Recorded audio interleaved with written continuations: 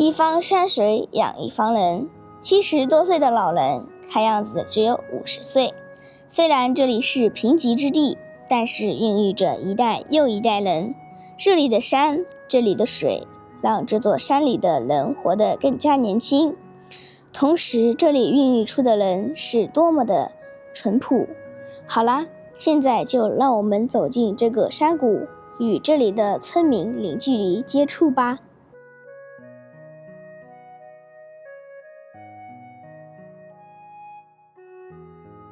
Hello， 大家好，我是安兰，祝大家朝朝如愿，岁岁安然。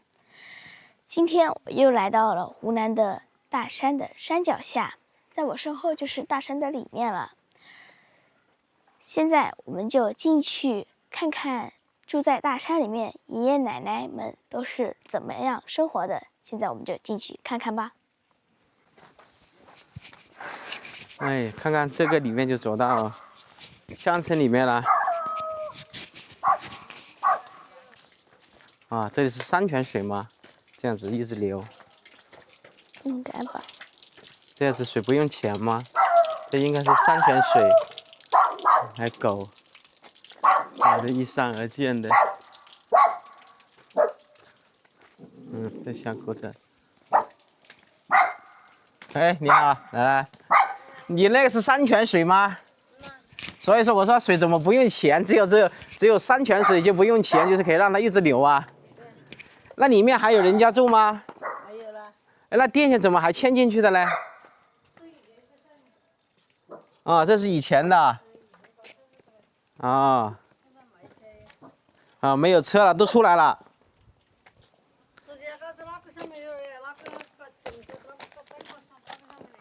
啊。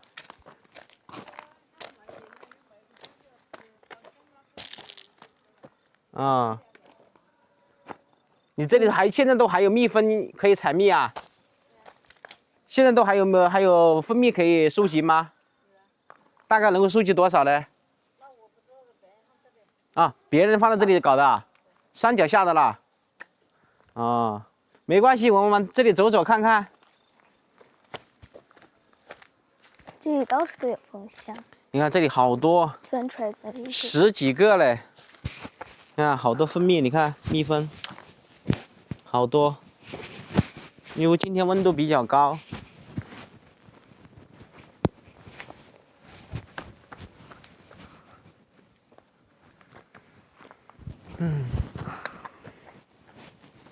哎，叔你好啊。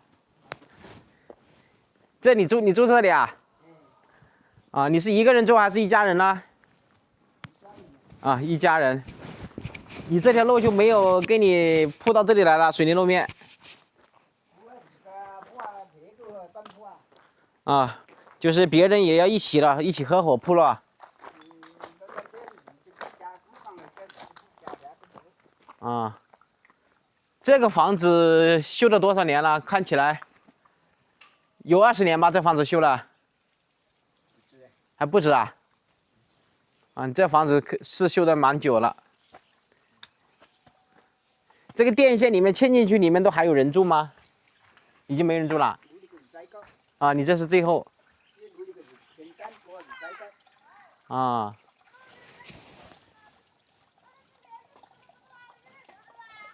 你这里是属于楼底还是属于湘潭？啊，属于楼底了。那你这里山泉水是不缺了。这都是山泉水吗？啊。啊，是一样的。自己种了点小菜了。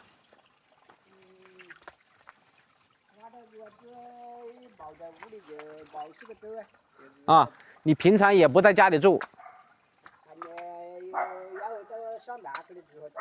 啊，去湘潭住一下，就偶尔回来，这就是你的主宅了，偶尔回主宅住一下了。嗯。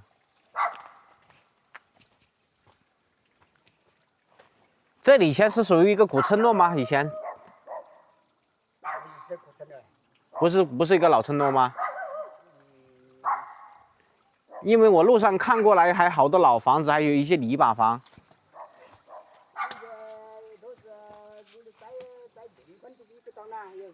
啊，这里先属于一个比较贫困的一个村落，但是现在基本上家家户户都有买了车了，盖了好房子了。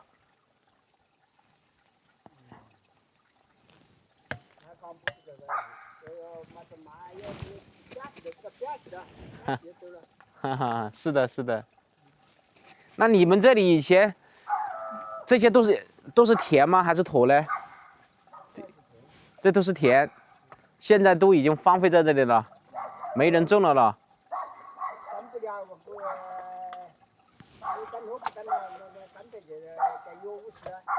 啊，种在这个地方就等于没什么收成了。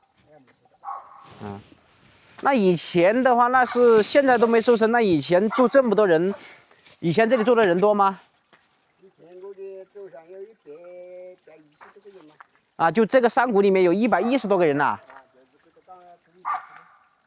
哇，110多个人，我这里看上来也没什么田，也没什么土啊。怎么养的？底下不是在底下那的田还不是的啦，还是底下的啦。啊。就是估计在路的搞的嘞。啊，就这么一点点田。加200个摊头的有一点点。啊，那的确，如果是这样子说，那你这里真的属于贫困村落了。当然是贫困村啦。因为你田地没有的话，吃东西就很麻烦了。没什么。啊，是的，周周围围都是山。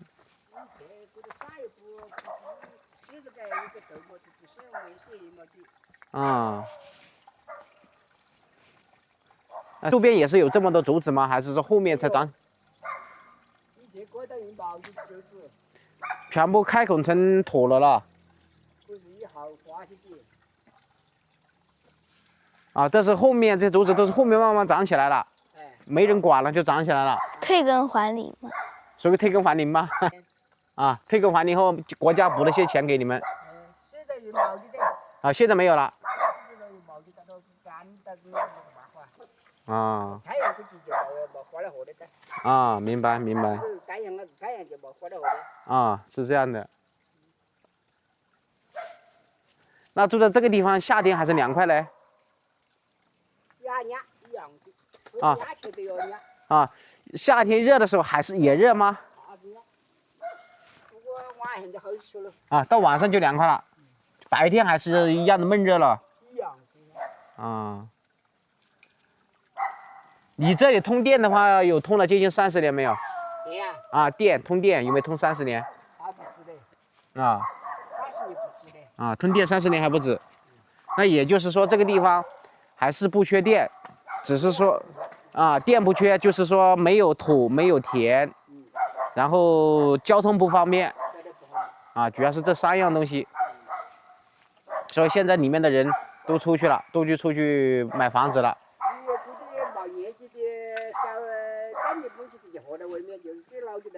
哈哈，年轻的都出去外面了，只有老年人就守在这里面，因为这是根呐，这是老年人的根呐。啊。啊，对，一旦等老一辈的人都过世了以后，再等个40年、50年，过世完，基本上这里就都会荒掉了，有可能。啊，田呐、房子啊都会荒掉，慢慢就没有了。这里面还有房子吗？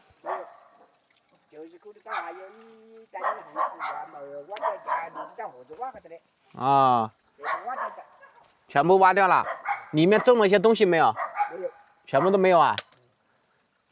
你看这个田全部荒掉了，这么深的杂草，完全没人种了。这边呢就会有一点点水。这个路啊都是用那个当地的石块把它累积起来，就变成了一个田埂。然后你看这都是青石走的一条路。这里呢是一条小溪，这桥都塌了。这边呢，桥已经塌了。桥都塌了，但是还是可以过去，走这一条独木桥，可以慢慢往前走。我就害怕摔下去。好，你慢慢往前走，没有危险的，走吧。它还是比较牢固，应该那里还是一条小路可以穿过去。我们通过无人机看到前面还是有一些房屋的，我们去里面看一下，看看这个村落啊。里面以前居民居住的一个环境和条件，好吧？这就是一个独木桥了。以前它这个位置是有3个长石条做的搭的一座桥，因为刚刚这位叔叔啊告诉我们，里面以前是有很多人住，整个这一片有100多个人住在这里面。但是我们现在看到的这个地方，吃住行都是一个比较贫瘠之地，不是那么容易的一件事。它这里现在就种下这些小木子树了。这是茶叶，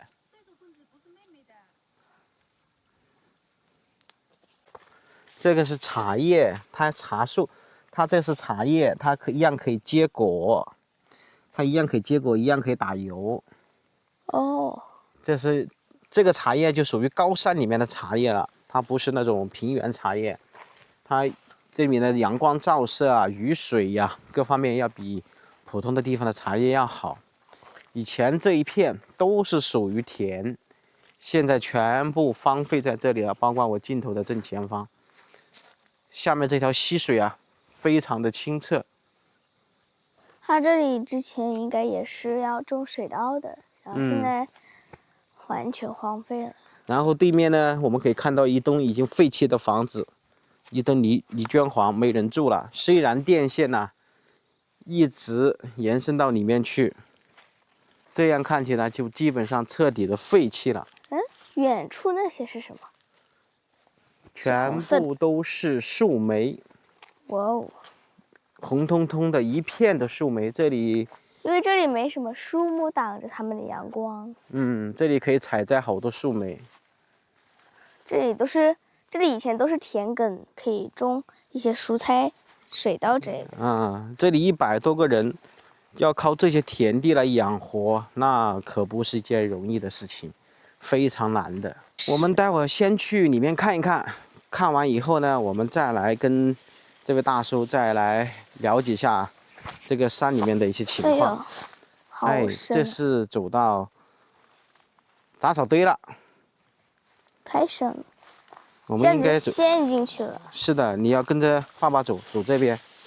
我还以为它这个就只是有几厘米厚而已。站在这个位置，我们可以看到那个房子的轮廓了，非常的清晰。看样子也没废弃多久啊。上面应该是有路可以走到上面去的。但是这个路不知道从哪边可以走上去，我们刚刚好像是走错了，走到另外一侧，应该要走里面那条道路，我们走错了。上面都还是玻璃，所以这个房子，以前呢，这个房子还建得不错，我们可以看到外面啊，它做了很多的粉刷，所以这个房子当初的主人呢，应该还是有些钱的。我们现在往回走，因为面前应该是没有路了，杂草丛生了，很深的杂草了。我们从地图上看了，从卫星上面去看了，这条路比较平坦，很容易就走到山谷里面，而且看到很多很多的房子。但是我们到了实际情况一看呢，基本上就看不到什么房子了，也是很奇怪的。我们现在原路返回，走对面的那个田埂上，再圈过去。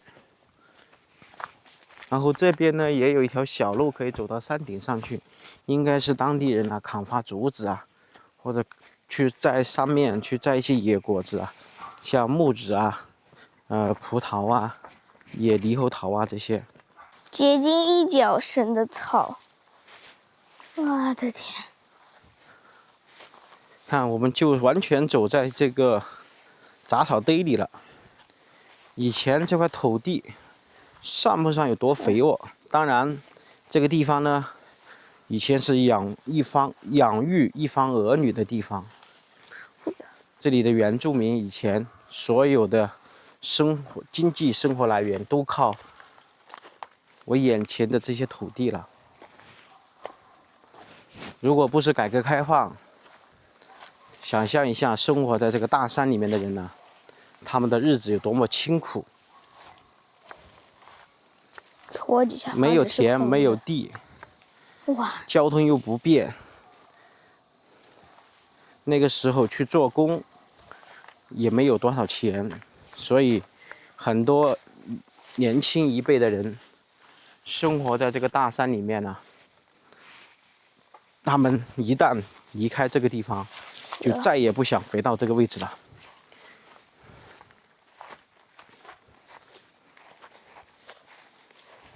这些土地，就像刚刚跟我聊天的那位大叔说的，再过个几十年，这里全部都会被大自然给淹没了。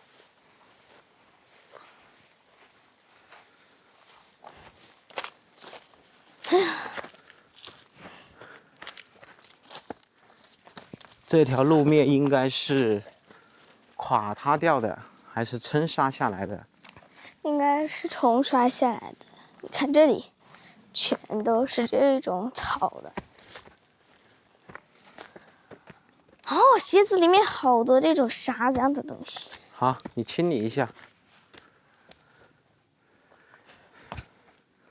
镜头的正前方这一片都是田地，一直延伸到这个山谷里面去，所以这里看上去的田地应该是不会超过50亩。那么这里片的人100多个人，一个人可能就能够分个1到2分地。你想，1年4季才2分地，要养活一个人，可想而知这个位置。啊，要帮你吧？不需要。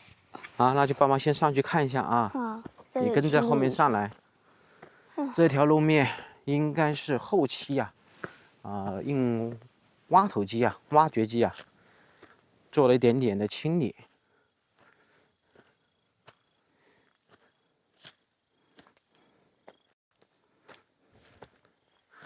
看这个位置，这一片以前是一个屋场，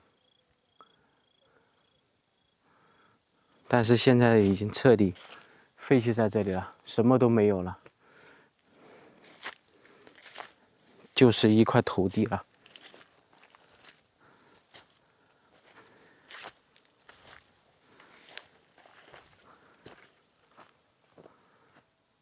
这个上面呢，我近距离看一下，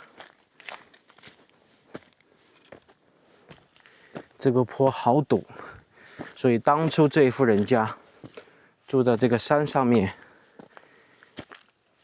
上下山可不是一件容易的事情。我现在上去如履平地，但是待会下来就会非常陡峭，非常不好走。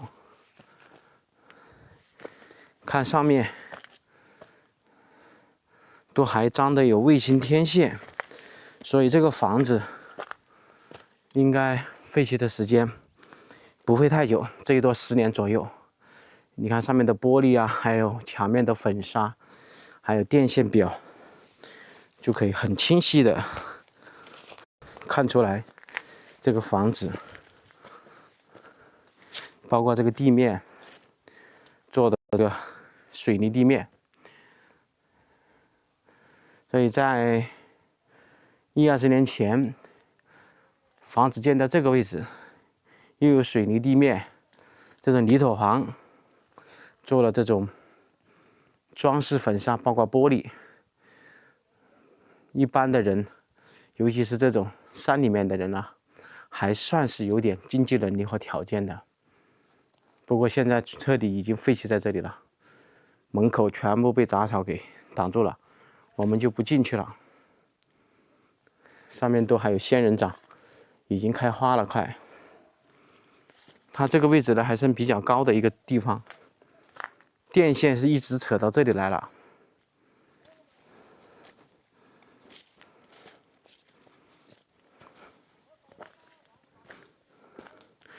不知道这一面是不是还可以看到山里面去。这一棵是板栗树，上面的板栗看都是浪费了，没有人捡了。所以城市里面呢，现在的人呐，尤其是年轻人，到了城里面以后，更不想回到这些伤心的地方。从这上面走的路啊，看到啊，本地人走的还比较多。这些都是土圈房，这以前应该是一个养殖的场所，应该是这一户大户人家的。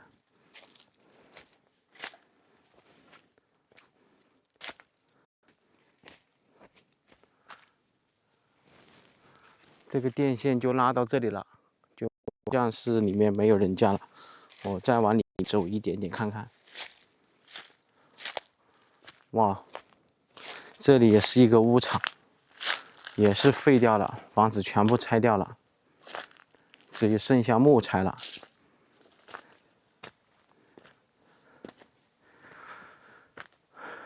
上面是新开挖了一条公路，完全是泥巴路。当然，你想进去那是不可能的了。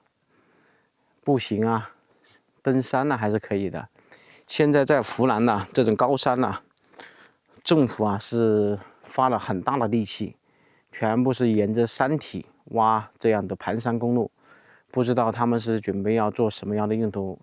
有些人告诉我呢，是准备在这个山顶上啊，他们准备修风力发电站。但是呢，还有的人说呢，是准备把这些山挖掉啊，种一些比较有经济来源的一些树木，像什么木子树啊、茶子树啊，还有一些瓜果蔬菜啊。因为在每个地方啊，它可能政策会不一样。好，我先再往里面尝试走一下。现在我让安南在下面等，因为这上面真的不好走。看这上面都还是以前主人遗留下来的一些瓦罐，全部破碎了。这个泥土房彻底倒塌。这个位置呢，以前是属于一个猪场。那么这样看起来，过去就没法走了。这是最后一栋房子了。很奇怪的事情，我们通过卫星地图看呢，这里面的房子还挺多。但是到了现实生活中一看呢，就看不到，就基本上看不到什么房子了。而且电线呢，就到此为止，没有再延伸到里面去。所以那位门口的那位大叔啊，他肯定比我们更清楚里面的情况。所以里面呢，已经没有人住了。那我们就不进去了。待会儿我们用无人机看一下里面原有山谷的一些情况。要是冬天的时候，可以沿着这个山谷啊，一直往里面走，还是可以的。因为这些杂草啊，全部已经就枯萎了，没有了，就很容易走。现在都还不是时候，可能再等到明年的1月份，2026年的1月份的时候，再等2个月的样子，就可以进去了。我们现在是12月15号左右，啊，1个月左右的样子进去。刚刚走到这个位置上来的时候，就特别容易上。现在下去，就基本上是80度的陡坡了。幸好这一路啊，有很多这种石头可以刹车，要不然就要滚下去了。爸要滚着吗？不用，没事。看对面是在砍伐竹子。现在就回到村口啊，再跟那位大叔去交流一下，去看一看。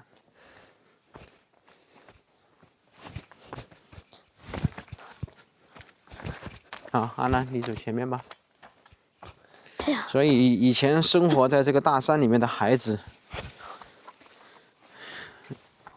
完全是靠山吃山，山里面有什么就只能吃什么。想通过人呢去改变啊，很难的。只有走出这座大山，才会有更好的生活。这种草呢，要是在以前比较贫困的年代，弄回家去做柴火特别好烧。尤其是给那些木材生火的时候，这是最好的一个作为一个生火器。所以以前视频中我经常提到，你房子建得再豪华，建得再宽敞，一旦人过世了或者没有后代，人去楼空，这个房子就慢慢的就会倒塌。这就是以前为什么要求啊，要有传宗接代，要有后人，好吧？你看这个田埂这里啊，有人住啊，它就会显得比较干净，就会有人打理一下。像这一边没人管了，就已经彻底废弃在这里了。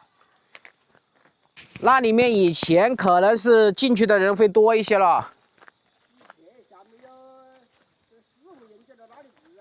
以前有5户人家，4户人家。那以前4户人家里面以前的小孩多不多了？啊，可能有个10几个人了。10几个人。你这是准备开荒啊？开荒啊？那是茶叶树了，摘点茶叶了。摘点茶果子。你旁边都是一些板栗树吧？这些田地种点小菜还是可以的嘞。你这冬天应该是好冷哦。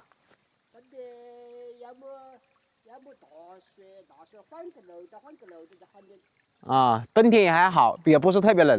我刚刚看了一下，我用无人机刚刚看了一下，那里一条公路是一直通到哪里去啊？只能够挖到这上面是吧？它是干什么的呢？专门是为了拖竹子、砍竹子了。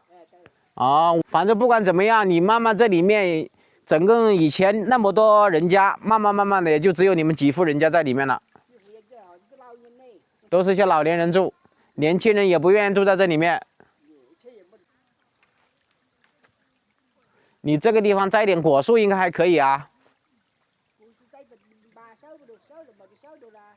没有销路啊？你现在路通了，怎么会没销路呢？你怕没人收吗？太偏僻了。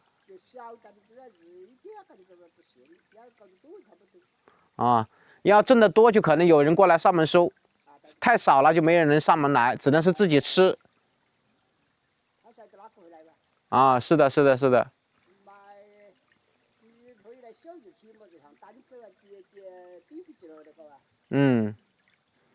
搞一丁点的话，别人不在乎，也懒得跑过来，划不来开车。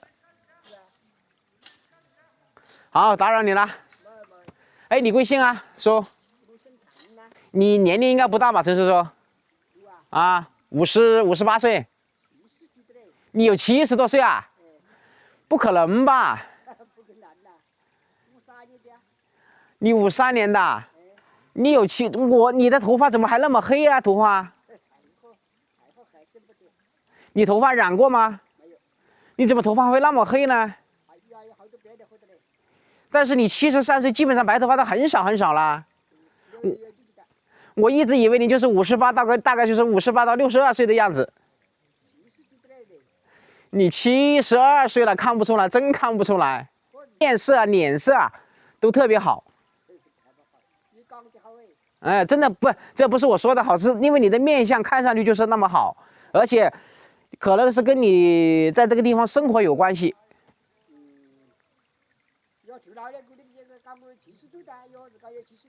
怎么说呢？你再怎么保养，70多岁的人他还是显得有点老，但是你看不出来。那就打扰你了，陈叔叔。好，长命百岁啊，身体健康。好，谢谢。这里以前是一个热闹非凡的古村落，但是现在却如此的荒凉。这里只有零零散散的几户人家居住。我想这里的人们大概是为了更美好的生活而搬离了这里，选择了背井离乡。大家看我身后这块土地都杂草丛生。